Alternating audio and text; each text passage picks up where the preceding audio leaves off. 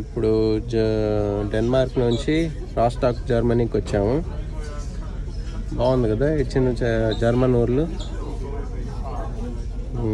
నీళ్ళు ప్రశాంతంగా ఉన్నాయి, బాగుంది అంత. చిన్న చిన్న ద్వీపాలు చూడండి ఎట్లా ఉన్నాయి. ఆ పాతులు చూడండి చక్కగా ఈదుకుంటే ఎడకెళ్ళిపోతున్నాయి.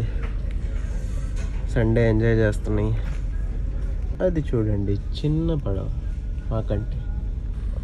Nuclear reactor, Rostock nuclear reactor.